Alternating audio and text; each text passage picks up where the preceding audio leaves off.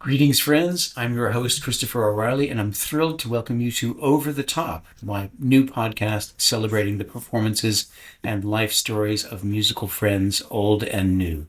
I'm so honored to reunite today with Kang Min Shin, a brilliant classical guitarist I heard in 2016 when Kang Min was just 17. He had recently won a Young Artists competition sponsored by the Chamber Music Society of Lincoln Center, collaborating with countertenor Benjamin Wenzelberg. They'd been friends since 8th grade. Here's a slice from Can She Excuse My Wrongs by John Dowland. This is Benjamin Wenzelberg and our guest, Kang Min Shin. Can she excuse my wrongs with virtue's cloak? Shall I call her good when she proves unkind? Are those clear fires which vanish into smoke? Must I praise the leaves when no fruit I find? No, no, where shadows do for bodies stand. Thou mayst be accused if thy sight be dim.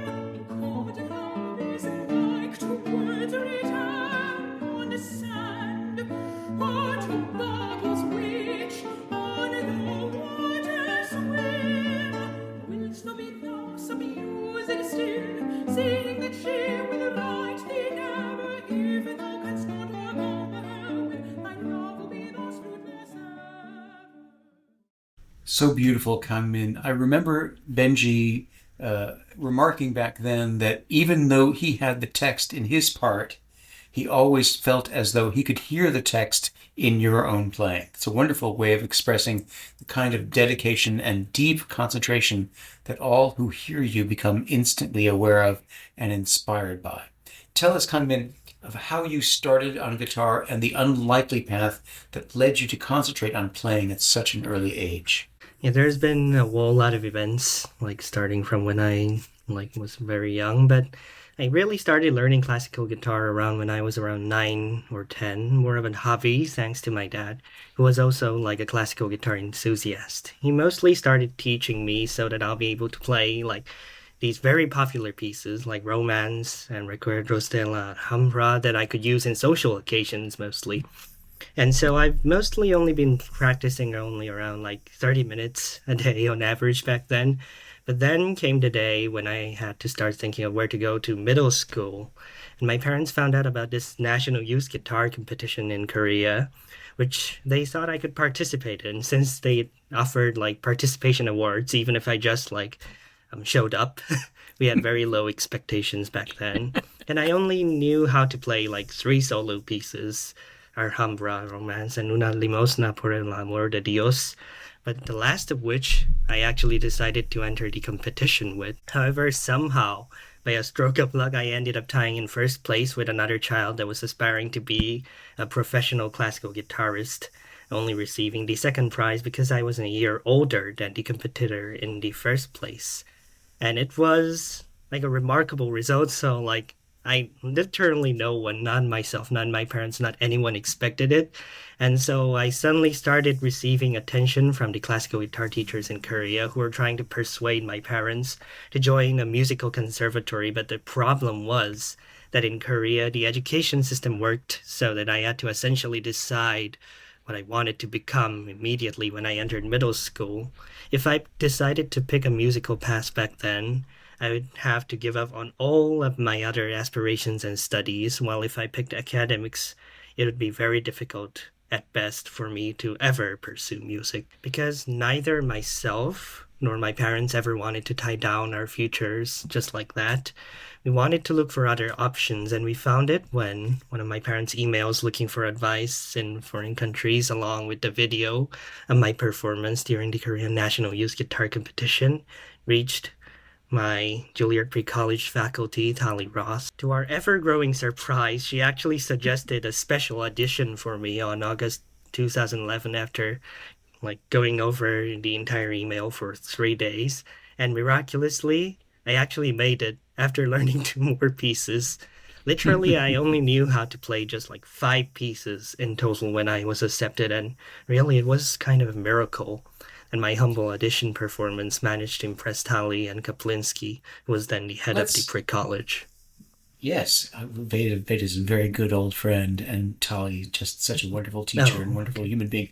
Let's hear a piece that you've been playing ever since you started. This is El Ultimo Tremolo, una limosna por el amor del Dios, composed by Agustin Barrios Andore.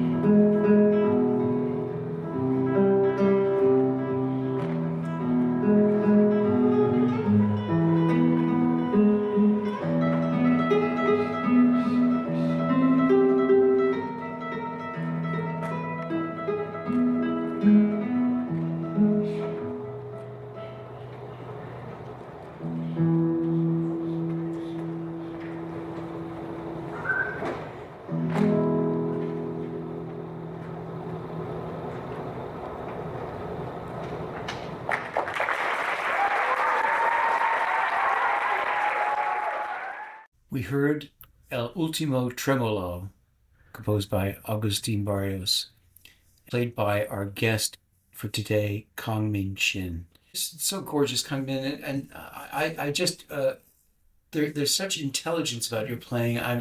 There's so much about classical guitar that reminds me so much of the piano, that there are so many different kinds of articulations.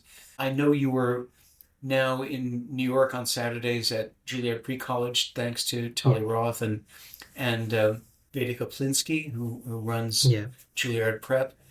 Tell us about, all the things that you did there in that one day, in addition to your lessons with Tali. Basically, it was not just about guitar when I went to the Juilliard Pre-College. Obviously, there were like ensembles and also lessons for my solo pieces. But there were also moments when I went through ear training as well as musical theory, and I definitely started falling in love with musical theory because like with all these studies in musical theory, I was now able to actually learn what music is made of, all these structures inside. And it really kind of interested me. My other interests happen to be in science. And in terms of like music, I felt like musical theory was kind of like a science in terms of music so that I can actually study what makes up the entire like composition of music and like what makes a piece of music sound really good. For example, like the Una Limosna that I just played, like now I can actually understand what kind of harmonics and what kind of musical articulations and tools actually make it sound the way it does. So I definitely loved like studying ear training and musical theory as well. And I also definitely loved the choir because in the middle school Yeah. choir version, I actually was able to do Vivaldi's Gloria. And also for the high school, I was able to do like the Laudamus Te or Mozart's Requiem. So I definitely loved all of those pieces passionately when I did them, tenor or bass range. So I definitely loved all of these other side experiences I had in the pre-college as well. And they lend such an intelligence, just an innate intelligence to your playing. In addition to that, I know you won in 2013. You won a competition, and so that was basic. What competition was that we're talking about? 2013. It was the Guitar Foundation of America, like international youth competition. Mm-hmm. It might have been actually where the like Una Limosna video came from. And Huh. that Okay. was where I performed Catalunya and Invocación in Daza as well as Una Mm-hmm. Limosna on stage. Yeah. And it was definitely like an epic moment, I guess, Yes. because it was Absolutely. like the first international competition that I actually like received a prize for in terms of guitar. We're going to hear the Catalunya in a bit. But Yeah. after that competition, it was after that you started playing chamber music with your friend James Yang, the violinist. Yep, indeed. The chamber music experience really kind of blossomed when I entered like Tenafly High School Chamber Music Club because, Mm-hmm. well, like it's kind of actually funny because I've been trying to practice my VWE like 1033 with another student who was playing the flute. But Mm-hmm. James kind of just barged into our practice room and he was very intently listening to like how we were practicing and then like he actually suggested for us to do a duo instead, and it was like a Yes. very interesting moment, and I actually never expected back then it would blossom into such a wonderful collaboration. And we actually first Absolutely. started with a relatively calm short piece by Paganini called Cantabile, and then we started playing at all the nursing homes, the school events, and the local library with pieces like Hughes Melody or Mm-hmm. Piazzolla's History of Tango. And the game changer really came when we decided to try out the Lincoln Center Chamber Music Society concert with a piece called Sonata Concertata, as it was the performance that actually first led me and James to be featured on From the Top as well. Well, we're going to hear that very familiar Gluck melody in one of the house concerts that you performed with violinist James Yang.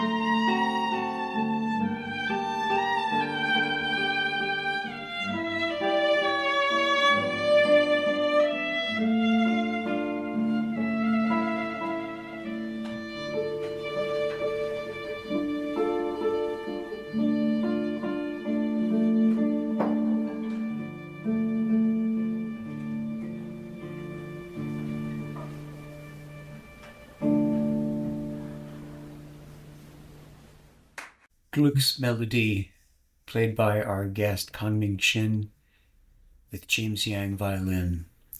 Such a gorgeous, gorgeous, gorgeous, gorgeous piece, and so beautifully played. So, Kang Min, you were playing chamber music with James Yang, and then also with Benjamin Wenzelberg, with whom we started the program.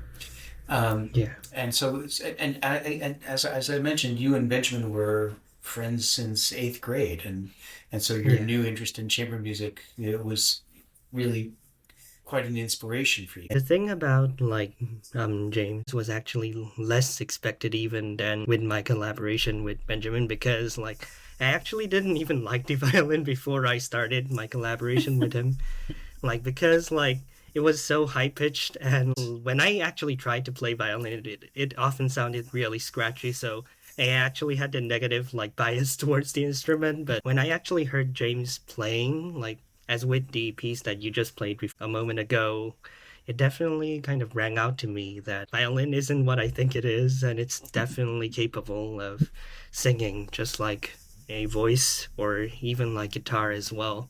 And it definitely changed my outview of what the violin can do. And it was a little bit less so with Benjamin, because I knew that the voice actually could work very great with guitar. But for him, the surprise was something else, because I always knew that Benjamin Perry Wenzelberg was really an amazing person in general, not just as a boy soprano countertenor, but when he collaborated with me, but also as a phenomenal composer and conductor, which he's also still doing at this moment. I always loved how much he truly appreciated and understood about music, and it really showed when he tried to sing pieces that we did together, like Downland, Can She Excuse, and Come Heavy Sleep together at the Lincoln Center Chamber Music Society as well. We actually appeared in Lincoln Center twice, once with the aforementioned Downland in 2016, and then again with Schubert's Frühlingslaub and Achtung Träume in 2017. And each time I just really loved how his voice was able to capture these subtle emotions and delicate words in those pieces, because unlike with violin, all those words and the way he sings it is definitely something only the voice can do, and I was glad I could play a part in helping them come to fruition through my own accompaniments. And then you've been interested in two main pursuits, in your own words, ever since I was young. I think the two words that could best summarize me are curiosity and an innate desire for communicating with the world. I don't know which came first, my love of books or my desire to learn new things and imagine. Let's hear you describe so eloquently in your own words your dual track from early childhood. Basically, ever since I was young, I definitely had a whole lot of brimming curiosity about the world, as well as an innate desire to communicate with the world. I think they both go hand in hand. And I think I always had a bit of a scientific analytic streak in me, because that kind of comes with all the curiosity I have, as well as my desire to communicate with the world, because after all, communication, I think, comes with understanding the world, and I believed that science really provided me with the tools to do it. Even when I studied music in pre-college, as I mentioned before, I was instantly drawn to the structure of harmony in music theory, because it opened my eyes to the mechanics behind what was vaguely aesthetically lovely to my ears. And that's kind of why I also developed a burning curiosity in biology even before entering elementary school. I guess at the start it may have been just like everyone else, memorizing the types and traits of every dinosaur and shark, like an average boy, I guess. I actually still do remember quite a bit, actually, so if you quiz me on them, I could probably answer them. Dinosaurs, I'm sure. Yeah. Oh, dinosaurs. But as I started reading Newton's, all of that curiosity really bloomed into a more in-depth desire to explore things like how DNA, genes, and proteins work, and the mechanisms behind a lot of the processes involved in life we take for granted. Like, for example, since I'm majoring in medicine at this moment, right now, when I was studying in psychiatry, I was able to see how things like SSRIs or drugs like that could even affect how emotions change in our minds, and that definitely interested me ever since I was young. And I also really loved casually reading some of the huge medical textbooks that were lying around the house, thanks to my dad being a family physician, which in retrospect turned out to be a bit of a spoiler alert since I am studying medicine now. But I wasn't always that way because early on my interest was almost completely in terms of pure biology, with medicine only as a side note. So although my special audition offer from pre-college was a major turning point for me in music as well, it was actually a great opportunity as well in terms of academics as well, because again in South Korea, if I decided to pursue music, I would never have been able to actually pursue all of my aspirations in academics.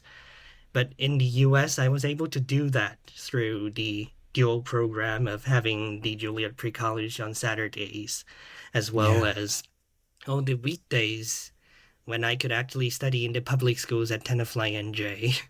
Mm-hmm. And the great thing about the public schools in Tenafly was that in South Korea, I never actually got to ask all of the questions I had as much as I wanted because then I'd actually be bullied as a know-it-all, and I really felt stifled in the environment because there was only competition. It only valued what I got in an exam instead of all of what I'm curious about. The thing I definitely loved about the teachers in Tenafly was that they really allowed me to ask questions and discuss in depth about all the things I was interested in me Yeah. and all these things I was interested in, and it really allowed me to break out of my formerly shy and locked in self and truly pursue all my interests to their limits.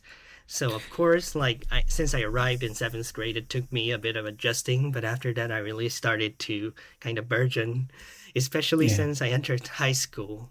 Because thanks to the biology club, I was able to annually try out the USA Biology Olympiad and the Toronto International Biology Competition to test my understanding in biology. And it was never really about getting or achieving some medal or whatever, even though I still did make it into the semifinals for the USABO and Yeah. top 5% in the Toronto Biology Competition. Those Wow. awards were not what mattered, but the challenge itself was what truly rang out to me because I could, even if the semifinal status is the same, I could always try further and further by Yeah. deepening my understanding. And I could also use it to champion for our school's biology department for the New Jersey Science League as well. So there was also a That's sense of camaraderie as well. yes, and pride. And I yeah. want to go back to another one of your competition wins. This is one of the pieces that you played quite famously at that last musical competition. Just so amazing to hear all of your scientific accomplishments, even in high school. We're going to hear now Albanis's Catalunya.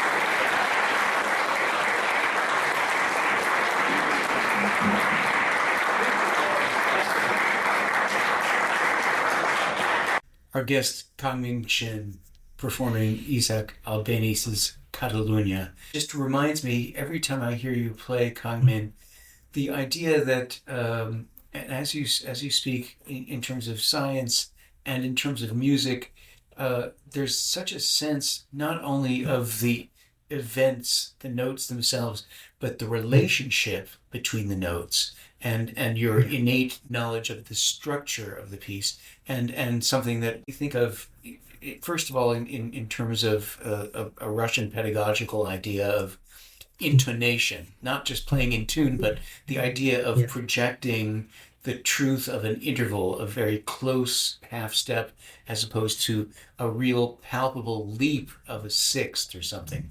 And that's something that can be lost if we're too worried about just remembering all the facts of the playing.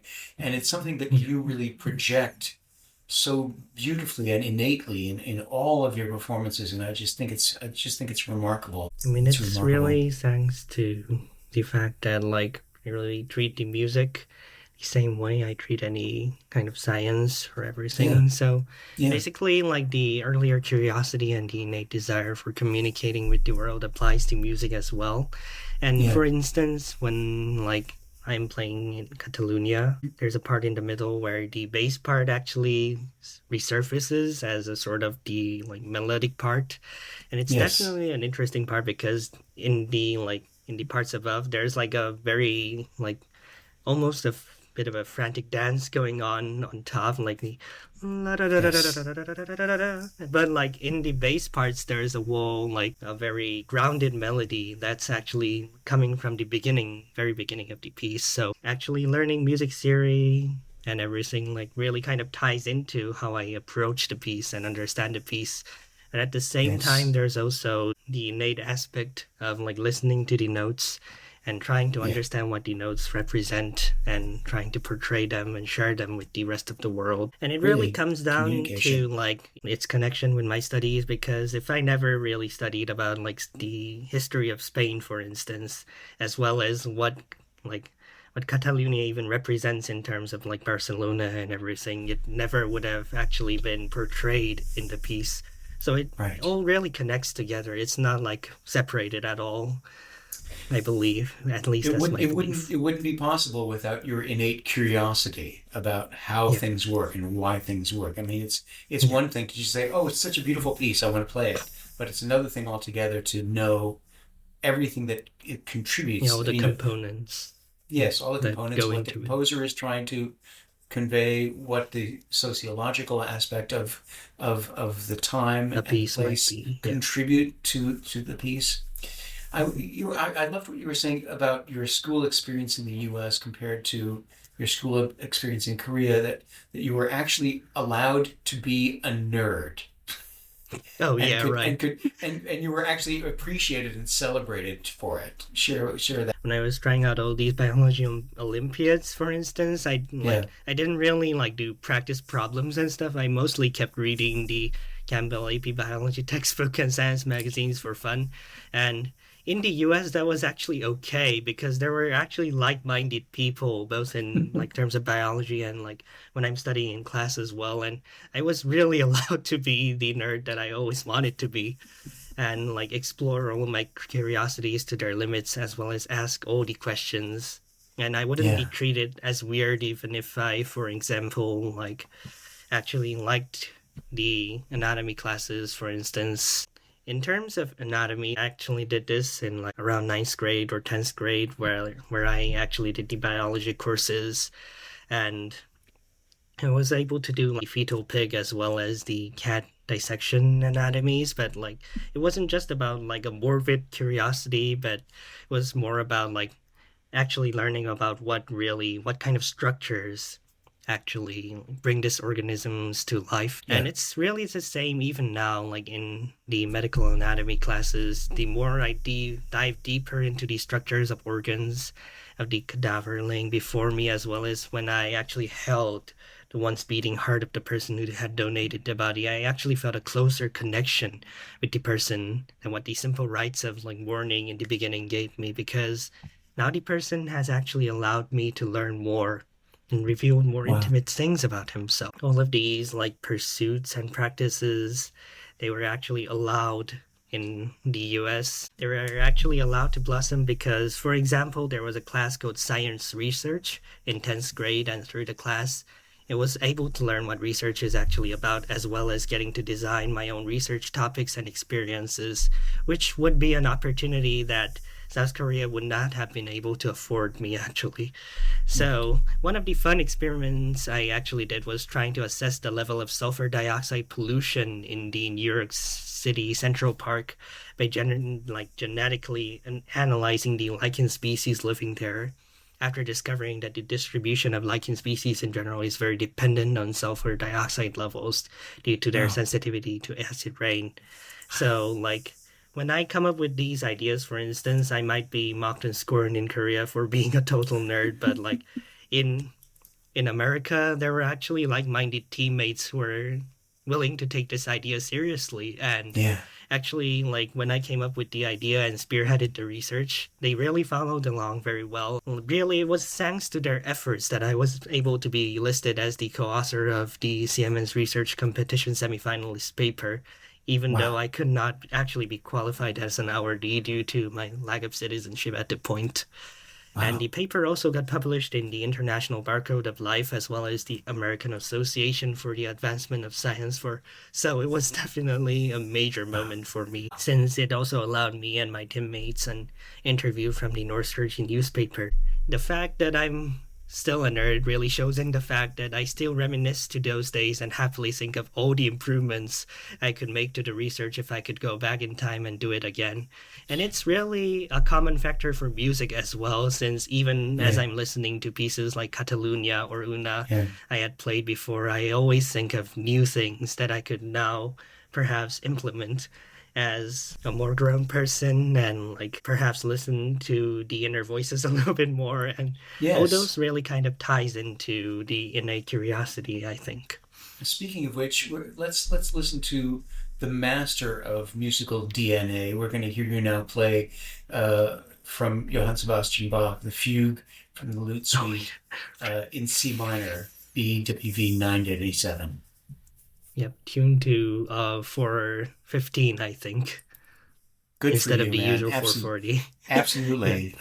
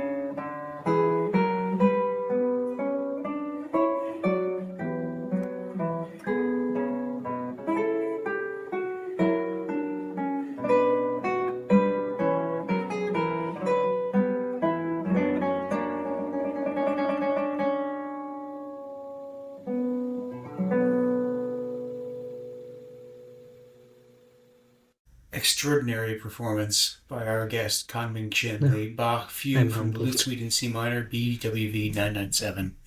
Just extraordinary. Tell me, let's pick up where we left off about that Yeah, research no achievement problem. in the lichen that with the lichen in Central Park about acid rain, etc.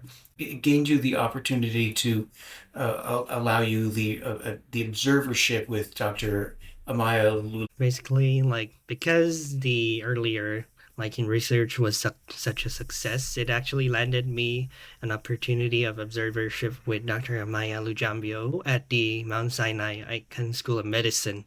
Although again, my citizen status did not allow me to become a full intern there. Like, this was the moment that slowly kind of began opening my eyes to research medicine as a field as well, because as I previously mentioned, I'd mostly been interested in the pure biology side of things up to that point, but seeing her actually doing research and myself engaging in a bioinformatics analysis of the relationships of key genes involved in liver cancer, I was awakened to the possibility of actually directing my scientific interests to come up with things that could help people in need, especially since there are a lot of hepatitis B carriers still in South Korea and it's a major risk factor of liver cancer. Yeah. I also got to learn a lot about the R programming language and like structuring my research properly, as well as methods of statistical analysis, which should greatly help me again later because I would definitely be continuing on that path as well. Right. We're going to hear just one more, another favorite from childhood. We're now going to hear Kang Min Shin performing Francisco Tarrega, Recuerdos de la Alhambra, and then we'll get back to hear about your wonderful research studies.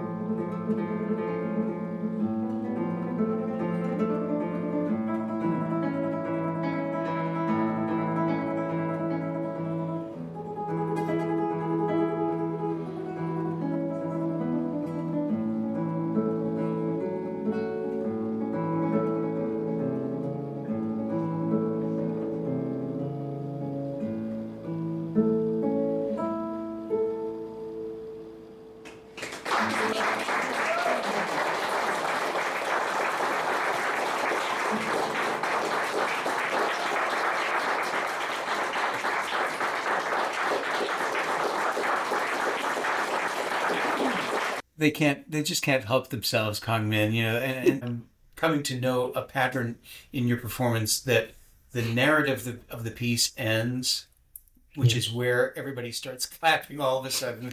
But you have a separate way of making the curtain come down after the play has finished. Sort of a zen, I guess. Yes, Zen exactly. movement. So it's really weird.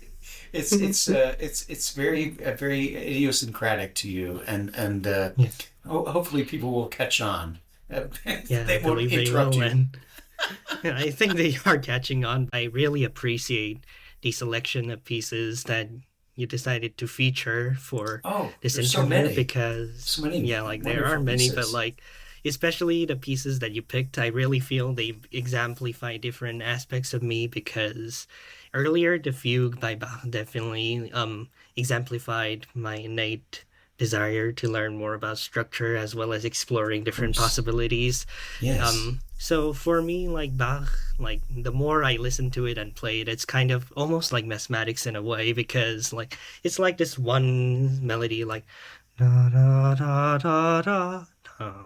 This melody just kind of starts and then it really develops into its own thing. It's kind of like in mathematics, it would be equivalent to a Mandelbrot set or a logistic map, where a simple pattern really develops into something much more complex as it keeps on going. And I think the reason I love Bach especially really kind of ties into that innate sort of reason, the same reason that I keep on being interested in research biology as well as science.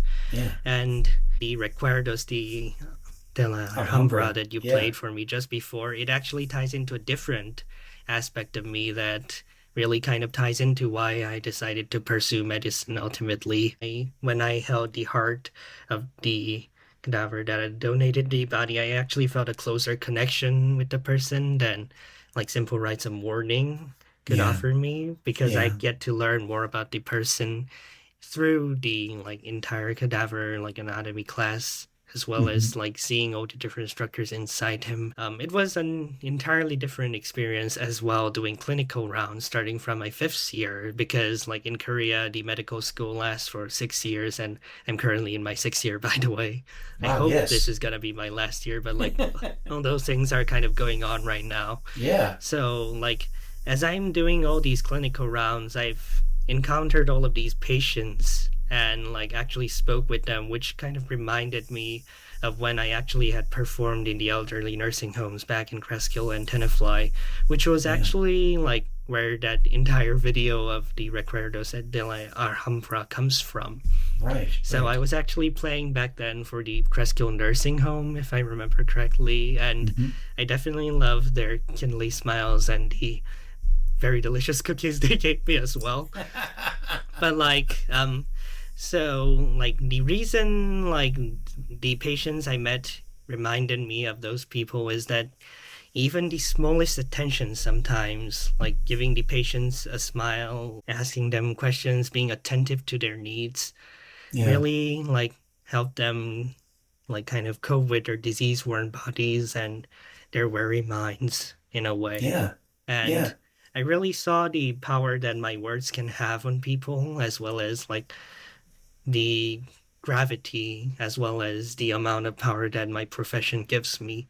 Seeing the patients firsthand really allowed me to understand that it's not just a disease, it's not just a patient having a stroke or a patient with a heart attack or whatever staring me at the face, but all these patients with all their myriad stories behind a simple label of illness. I think that's part of what keeps on inspiring me to keep studying medicine, because through the study of medicine I actually get to not only engage the world in terms of my innate curiosity, but also in terms of communicating with all these different types of people, as well as learning more about why the world might be this particular way or everything like that. And it kind of helps because it's not just about learning a simple disease. It's also about learning their lifestyles as well. For example, for a person who's had a heart attack, it's not just about using the right kinds of medications, but learning why the person was smoking in the first place, or why the person had like an addiction to alcohol, and all those Right. things actually ties into the need for communication as Yeah. well as the need for comfort, which I think music really offers me. I actually have my times of need as well when I feel after like all these clinical rounds and seeing really patients like who are bedridden or really morbid at that Mhm. point. Mhm. Sometimes I need to find solace in those moments.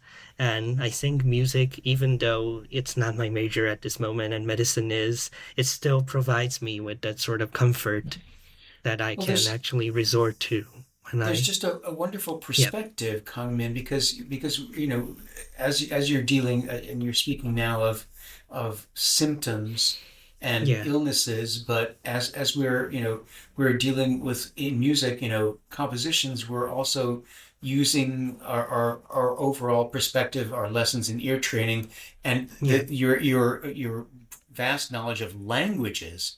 So we're yeah, dealing with a holistic situation where we're yeah, dealing with the whole patient and the whole making a perspective, a prognosis about all of this. And you're yeah, expanding on all of that in all of these times.